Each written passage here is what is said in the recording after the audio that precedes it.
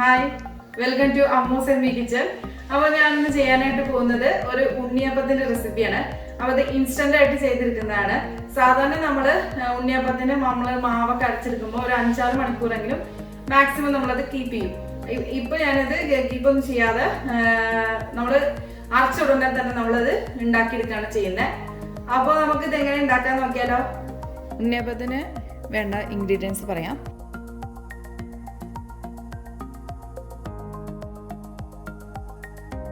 ആദ്യം തന്നെ ഒരു 2 കപ്പ് ഞാൻ പച്ചരി എടുത്ത് വെച്ചിട്ടുണ്ട്. ആ 2 കപ്പ് പച്ചരി ഞാൻ 4 മണിക്കൂർ സോക്ക് ചെയ്ത് എടുത്ത് വെച്ച് കഴുകി എടുത്തു വെച്ചാണത്. പിന്നെ വേണ്ട നമുക്ക് ശർക്കരയാണ്.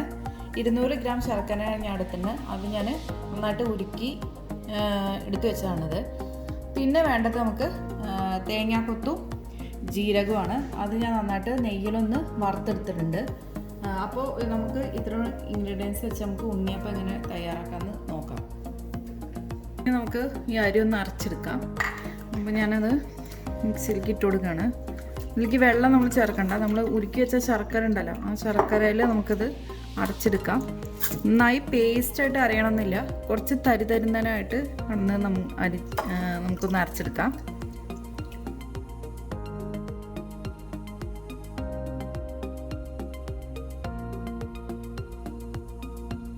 അപ്പോൾ ഞാൻ ഈ അരി നന്നായിട്ട് അരച്ചെടുത്തിട്ടുണ്ട്. നമ്മളൊരു ദോശ ബാറ്റർ പരുവായിട്ടുണ്ട്.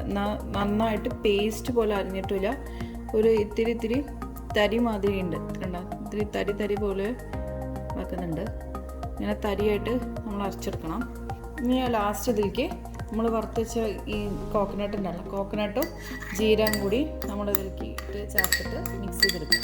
ഇത് ഞാൻ നെയ്യിലൊന്ന് വറുത്തെടുക്കുകയാണ്. നമുക്ക് തേങ്ങക്കൊത്ത് വേണ്ട എന്നുണ്ടെങ്കിൽ അത് വേണമെന്ന് ആവശ്യമൊന്നുമില്ല. നെയ്യിൽ വെച്ചിട്ട് ഒന്ന് ഇളക്കിയെടുക്കാം. അപ്പോൾ ഇത്രേ ഉള്ളൂ മിക്സിങ്. ഇനി നമുക്ക് ഉണ്ണിയപ്പം ഉണ്ടാക്കാനായിട്ട് തുടങ്ങാം. അപ്പോൾ ഞാൻ ഈ ഉണ്ണിയപ്പം ചൂടാനായിട്ട് ചട്ടി വെച്ചിട്ടുണ്ട്. അപ്പോൾ നമുക്ക് ഈ നെയ്യ് ഒന്ന് ചൂടായിട്ട് ഇത് ഒഴിച്ചു കൊടുക്കാം. അപ്പോൾ നമ്മൾ നെയ്യ് ചൂടായി വന്നിട്ടുണ്ട്. ഇനി കുറേശ്ശായിട്ട് ഇത് ഒഴിച്ചു കൊടുക്കാം.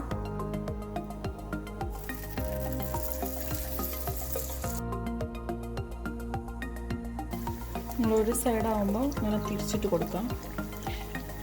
നമ്മൾ നെയ്യ് നന്നായിട്ട് ചൂടായി വരുമ്പോൾ ഒഴിച്ചു കൊടുക്കുക. അത് കഴിഞ്ഞാൽ നിങ്ങൾ ഹൈ ഫ്ലെയിമിൽ ഇടണ്ട, മീഡിയം ഫ്ലെയിമിലിട്ട് ചെയ്യണം. മറ്റേത് ഉള്ളൊന്നും വേവില്ല. നമ്മളൊരു ബ്രൗൺ കളർ വരെ വേവിക്കാം.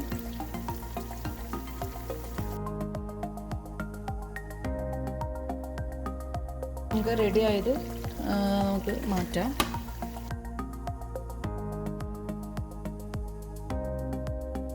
അപ്പോൾ ഞാൻ ഈ ഉണ്ണിയപ്പമൊക്കെ ഒരു 3 ബാച്ചാക്കിയിട്ട് ഞാൻ അങ്ങനെ എടുത്തിട്ടുണ്ട്. ഇനി നമുക്കിത് സർവിങ് പ്ലേറ്റിലേക്ക് മാറ്റാം കേട്ടോ. അപ്പോൾ നമ്മൾ ഉണ്ണിയപ്പം ഇവിടെ റെഡി ആയിട്ടുണ്ട്. അപ്പോൾ നിങ്ങളിത് തീർച്ചയായിട്ടും ഉണ്ടാക്കി നോക്കൂ. ഇഷ്ടമാച്ചാൽ എനിക്ക് തീർച്ചയായിട്ടും ഫീഡ്ബാക്ക് തരാൻ മറക്കരുത്. അതുപോലെ തന്നെ എൻ്റെ ചാനൽ ആദ്യമായിട്ട് കാണുന്നവരാണെങ്കിൽ സബ്സ്ക്രൈബ് ചെയ്യാനും ഷെയർ ചെയ്യാനും ലൈക്ക് ചെയ്യാനും കമൻറ്റ് ചെയ്യാനൊന്നും മറക്കരുത്.